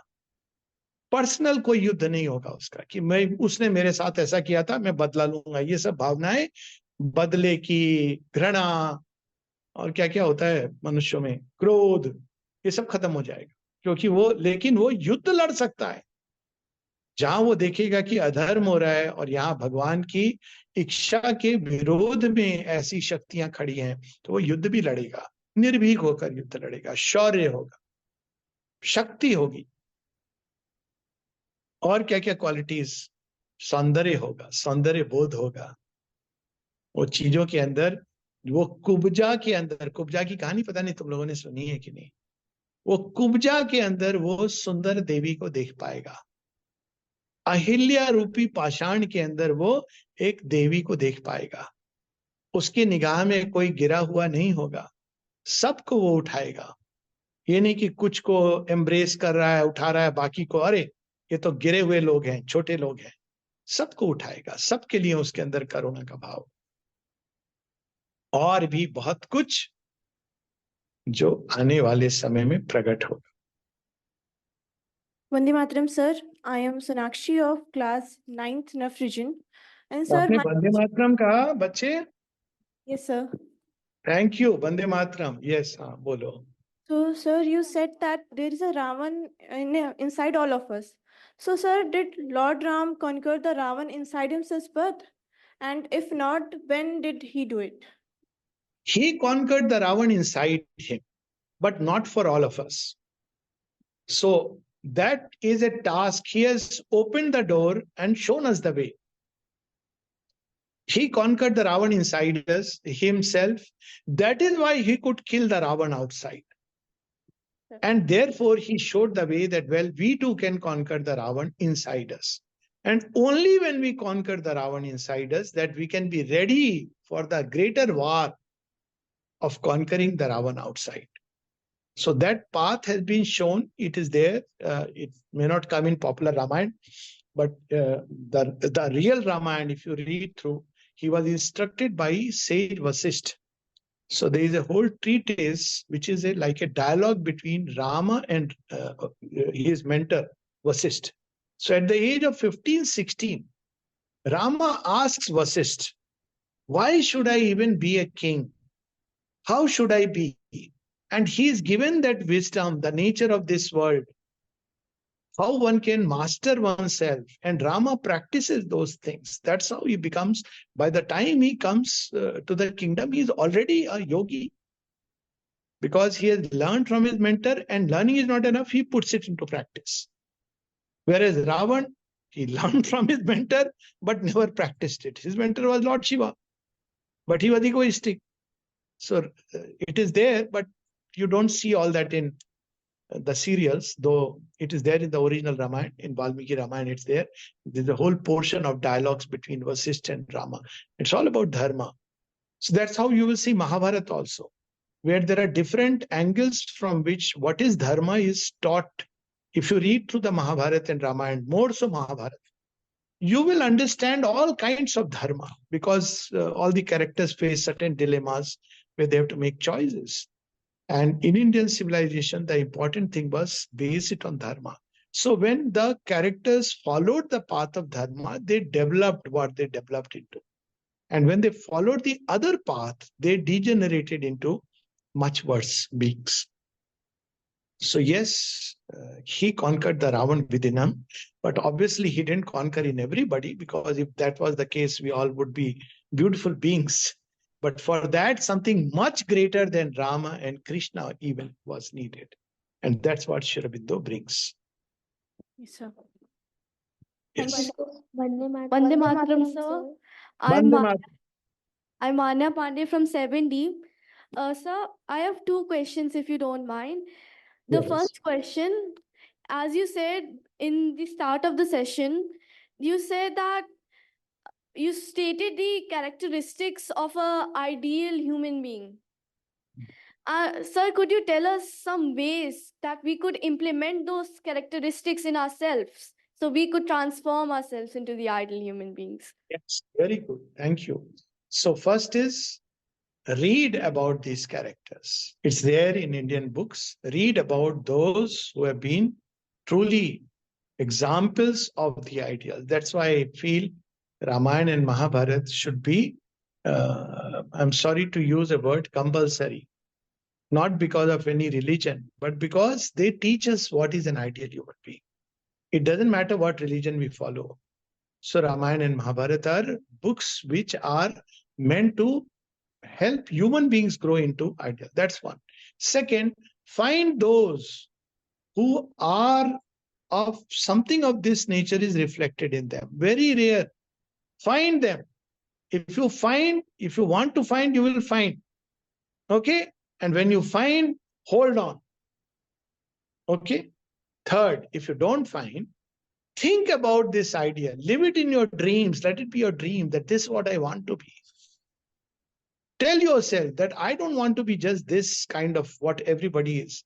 I want to be someone truly beautiful, noble, refined. So if you think, then you will one day become. Fourth, in all your actions and activities, try little bit to live that ideal or move toward that ideal. For example, when you take up arts, it should be a means to refine the nature, refine the sensations. That's what art is meant for. Music, there is a music which uplifts us, there is a music which degenerates us. Make a choice for the music that uplifts us. Similarly, about sports, it helps to tame certain animal parts in us by disciplining them. So any little activity which helps us to move even 1 inch toward that ideal should be welcome. Read as many diverse books as possible because it will make your mind wide and supple. And a wide and supple mind is more ready to hold the ideal than a mind which is narrow and dogmatic. Question. Don't just accept things on belief. Question. And don't give up till you find the right answers. Okay, so these are some of the ways. Meditate upon the ideal that you want to be, what you want to be, and by these means, and above all, most important, God's grace. So never forget to pray. That we pray for 101 useless things. You can pray for them, nothing wrong with that. You can pray that मेरे को exam में पास होना है, but also pray that मैं जीवन के exam में पास हो और केवल पास नहीं हो, फ्लाइंग कलर से जिंदगी की परीक्षा में उत्तीर्ण हो. Okay, so pray and God will help you. So my second question, in like the middle of the session, you said that in the earlier days, people were fearful. In the earlier days and still now, some people were fearful of the God. Why is that? We know that He is compassionate, He is loving. Yep. Why did Yes. they fear Him? Because when in a primitive stage of man's development, he is automatically feels frightened with enormous power. It's a primitive stage, like animals. They're very afraid of human beings. You know, they're very afraid. Even a tiger is afraid. Unless you do chada chada, he will not jump. So in a primitive stage of evolution, man's relation with God is one of fear. He prays to God to help him, but himself is afraid of God. But some people remain at that stage. Some religions remain at that stage. But as certain religions evolve, like Sanatana Dharma has evolved over a period of time, you change that relation from one of fear to that of love. So it is simply a question of evolution of mankind and of the religion itself.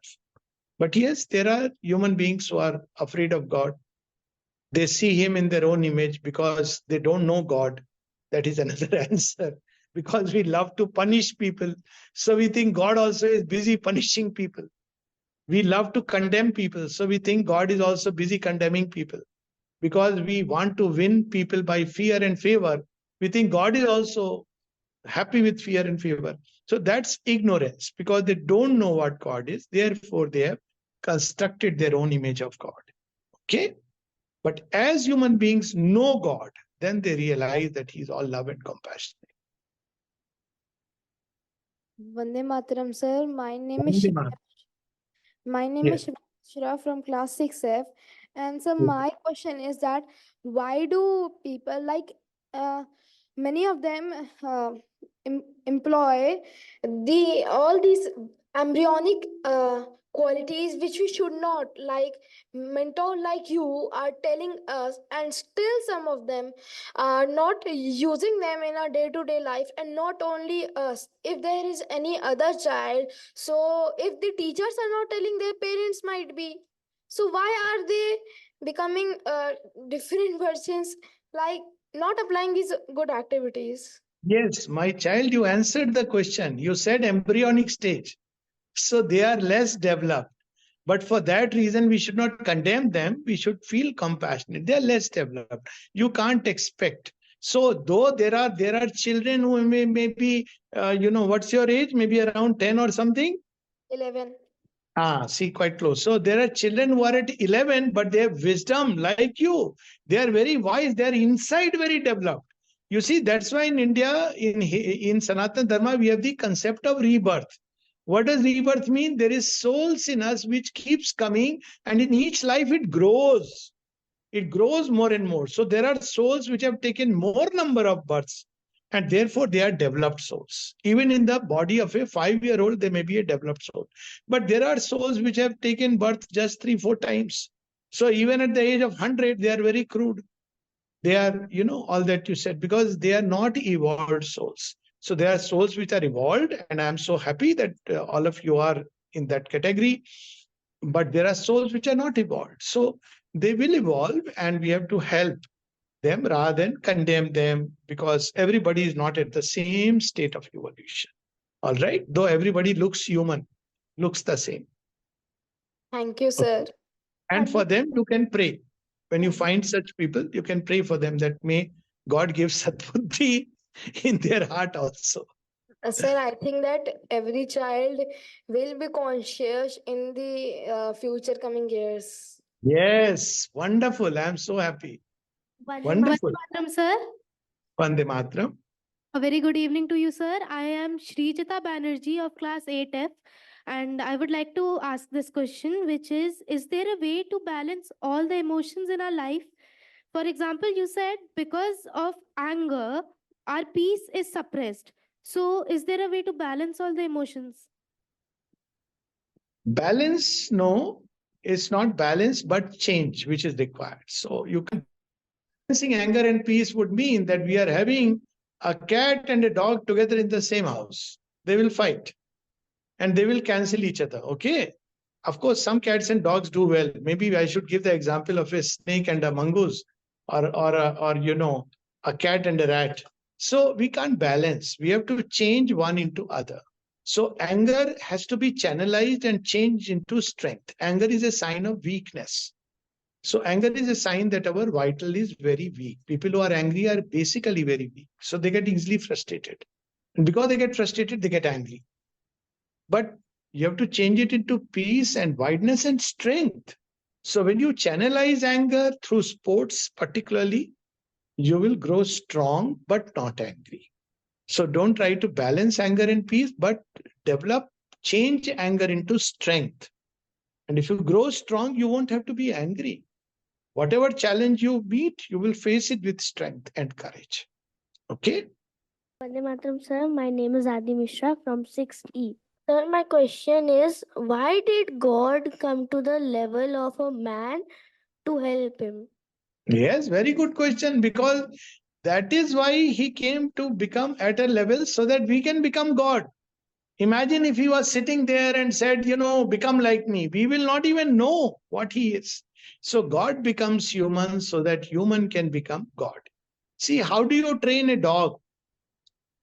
You have to understand a dog's language. You have to start with where the dog is. Then you can slowly train him. Same thing applies with us in our everyday life. If you have to teach a child, you have to come up to the level of a child. Then only child will understand. Otherwise, if supposing in this talk I gave you Vedantic philosophy, today we are going to talk about Dvaita, Advaita and Visishta Dvaita, about Sankhya, then all of you would be sleeping by now, isn't it? So same way we have to, God becomes human so that human beings can become like him. He gives us the example of the life we have to lead. And that's something very beautiful. And it is, again, one of the unique things about Sanatana Dharma, that we accept the doctrine of avatarhood. Avatarhood is God becoming human. And because God becomes human, human beings can take that as example. Oh, somebody like us could walk the way with all the difficulties and challenges. So you mentioned that since 1950s, people are being conditioned to follow a particular way to survive in their lives. So rather than using knowledge or the power of consciousness, so how to control ourselves for not being influenced by those conditionings, and what to do, and what we should do in these types of conditionings. Okay, so first a little correction. From 1950s, human beings are in search of, who they are, what should be the right. They are in search of something within them. But before 1950, if you see, people were the scientific industrial revolution where they were trying to change things by outside. But from 1950s, at least a certain number of human beings, they are understanding that unless you change yourself. In 1916, the United Nations, the Secretary General said this, Youth Hunt, that unless you change us humans, nothing will change. You will change systems, governments, but nothing will change. So this idea, this recognition has started since 1950, or more specifically 60s. Okay, 56 is the date I mentioned, and the date has a significance of the new creation. So from that time, we see that the winds of change are blowing. So man is aspiring for, unity. He's aspiring for peace. He's aspiring for a greater basis for brotherhood. All this effort. But yes, not everybody will change immediately. First, there will be few, one human being, few human beings. But slowly, this is growing.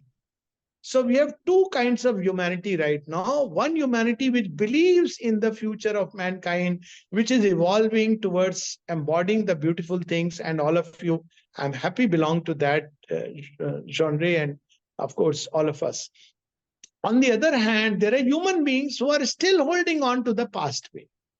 Now, one thing I can tell you, because this is not our doing, but something deeper which is conducting it, all those who want to remain stuck in the past way, they are going to eventually drop out of the race. This I can tell you, that because nature will encourage and facilitate those who are more fit for the evolution next. So that's why you see, instead of a competitive individualism, we are now developing this corporate social. Even there we are bringing this word, corporate social responsibility, because we are beginning to understand that our own existence depends upon everybody's existence and growth. So in different ways, this understanding is coming, and more human beings are turning in that direction. But a large mass still, I agree, belongs to that old way of thinking, old school of thought. It is collapsing. It will collapse. It will disappear, like many species have disappeared if it refuses to change. Still 100, 200 years, the winds of change will blow. After that, whatever is not ready, nature will find its way. Like dinosaurs, like mammoth, all these vanished, no? So same way, Rakshasa has vanished today. So something very similar will happen. So let's not worry about them. Let's put ourselves on the side of the future. And nature and God will take care of the rest. So my Okay. question is that why is unity is so difficult to find nowadays? It never has been there, by the way, because we were stuck with, the selfish, egoistic mohalla mentality. Okay, we could never think beyond the family. So always it has been difficult. It's not new, but the difference is that yes, at least at a village level, to an extent, people could feel that unity, but only in a very limited way. Even in the house, there was fighting going on, but there was at least outwardly a semblance. But now there is a need for unity. Unity is the most difficult part, because see, unity can be created by uniformity. That's not the unity that divine wants. He wants unity with diversity. That is the difficult part. So people have tried to create unity by blurring out everything, uniformity. But that's not the true unity. So now is the age when this most challenging aspect, unity and diversity, is being worked out. It is still a long way, this project, but at least the beginning is made, because more and more there are children, family, people who are looking beyond their limited family interest, and they're living for a larger purpose. More and more people are there. And that's the sign that it will happen. It'll take time. It's the last ultimate crown, unity in diversity. Sir, I had a question, sir. You are again and again mentioning about 1956. What is so special about that date? And why are we terming this era as an era of spiritual revolution?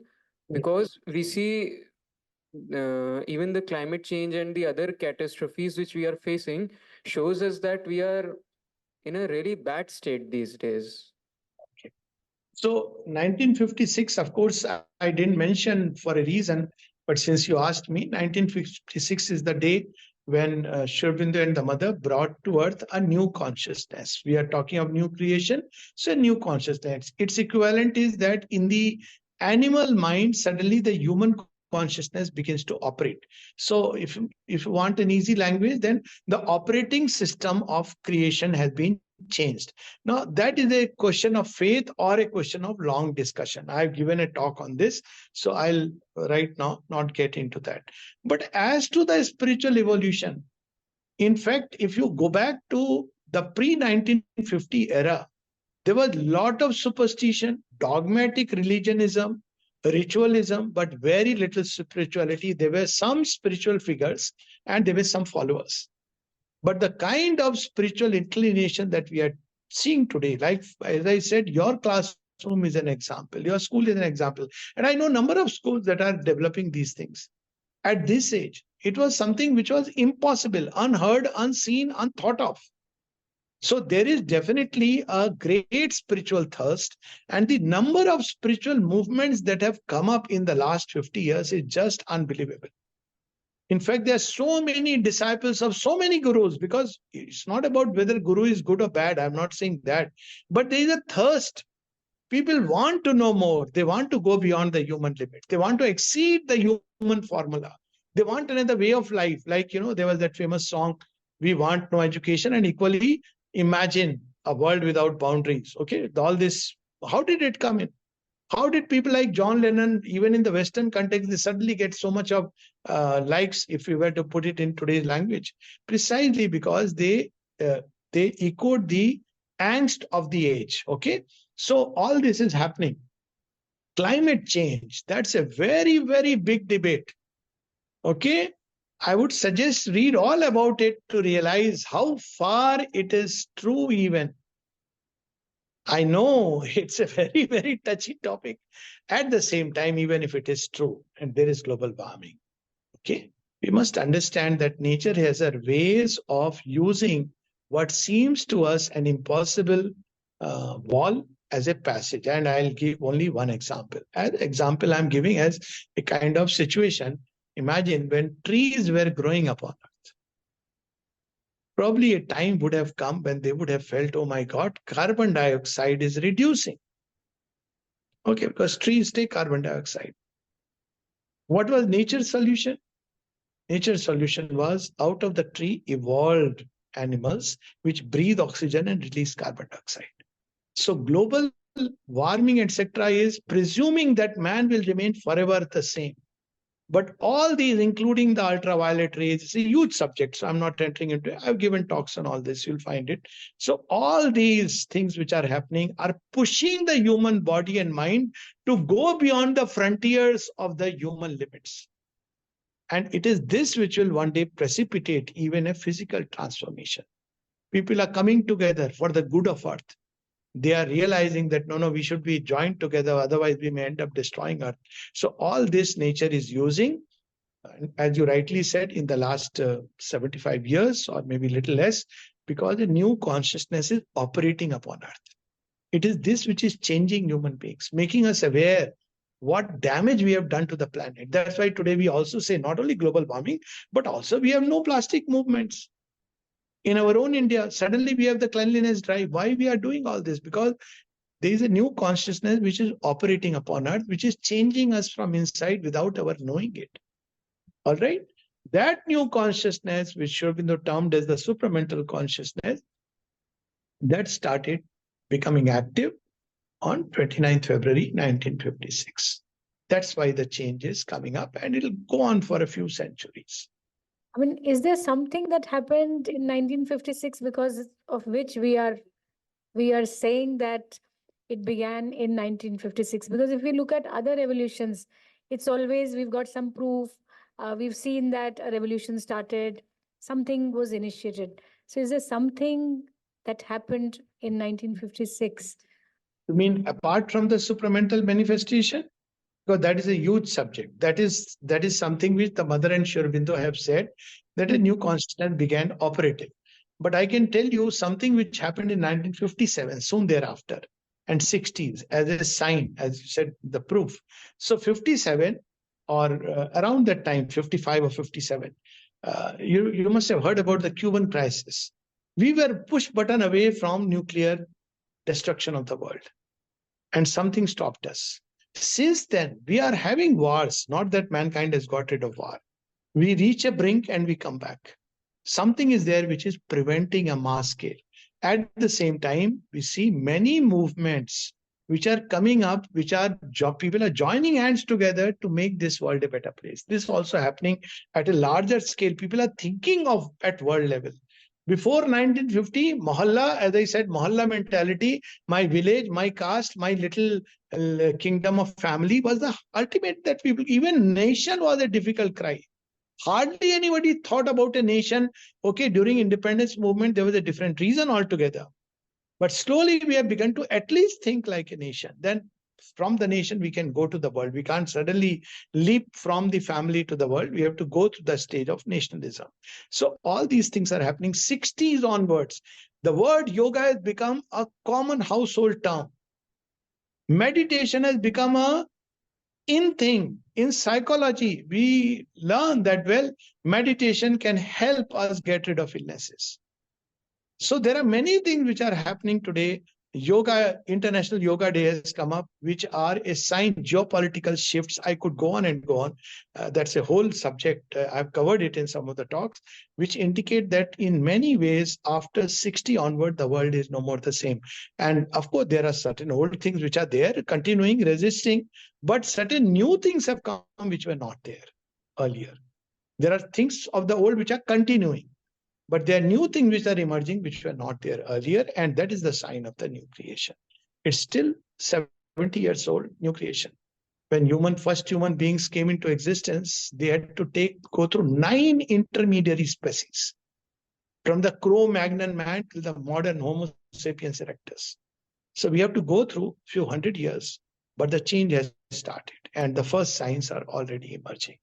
So we can perceive those now, but was it some kind of an appearance of a certain kind of consciousness into Yes, this is the change of consciousness which has taken place. The fact that today children, you can ask the question, before 1950, even I would say 70s, you see, for instance, in Air Force, smoking and drinking was the in thing. It was cool. Now you have non-smoking zones where a smoker is to be there. As an Air Force officer, I had a problem if I didn't smoke, but I was regarded as an odd man out. Now the smoker is an odd man out. Vegetarianism has come in a big way. A woman can raise questions, which is so good. We know about our parents, don't we? I know about my parents, grandparents. A woman could not imagine sitting together and, asking questions. It was a near impossibility. So Alokda, I think the question, maybe we can end with this. I think the question is more around tangibly on that day, on 29th February 1956. What is it that happened that basically gave confirmation? Tangible, it will not be that everybody will see on that day. But at least there were at least 5 people who inwardly perceived something different. The tangible is always the last thing. I'll give you an example. When a seed is sown inside a soil, is there anything tangible on the surface? Nothing. Who knows that there will be a tree out here? Only the farmer who has sown the seed. Isn't it true? When a baby is cast into the womb of a human mother, doesn't it take a few weeks before even the mother becomes aware that something is amiss? And possibly I am having a child. So same way, when you talk about new creation, even to expect that on that day something marvelous, and it is not a miraculous process. Miracles are only superimpositions. Miracles are not true things in that sense. Miracles don't endure. Miracle can at one moment work. Like if I am sick, a miracle can cure me, but it doesn't make me free of all possibility of illness in the future. So it's not a miraculous thing, it's a creation. Creation is a process. So on that day, seed was sown, we can use the word. And that seed, just like in the time of Krishna, I'll give another example. There were only 5 people who recognized even that Krishna is an avatar. And today, there have been many Krishna movements in the name of Krishna. If you ask somebody during Krishna's time, that is there anything tangible, people would have said horrible things Krishna did. That's what Gandhari said. Mahabharat kara diya, bachcho ko maar diya, sab kuch maar diya. But what is Sanjay's vision? Sanjay says, much after all this controversy is gone, there will be only 2 things which mankind will remember and will nourish its heart. One is the vision of Krishna on the battlefield of Kurukshetra, the Vishwarup, and the second is the Gita. Would anyone have even imagined that all these warriors, the destruction of it, Attarak Shoni Sena, the depression through which people went through, all this will be remembered or forgotten? But Krishna, Gita, continues to be not only alive but growing. So all creation is like that. It starts with a seed. And yes, we can wait for the tangible signs to come, but that will be sometimes too late because we have not participated in it. But we can have the joy of participating. During the time of Krishna, during the time of Rama, there were few who understood what they stood for and participated. And they evolved. So that is there today, that something has happened. Intangibly tangible. Tangible in terms of changes happening all over the world. Intangible because we don't see with the naked eye something very, very obvious on that particular day. Maybe people saw, but they may not have even documented. We don't know. At least 5 people experienced something unusual.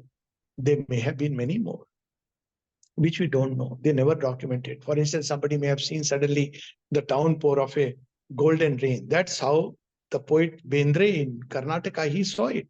He suddenly saw from his roof, a very well-known poet. I've been to his house, suddenly as if there was a golden rain downpouring. He was surprised that what is this? Later on, he came to know that on that particular day, the mother had spoken about the supramental manifestation. I'm just giving you one example out of many.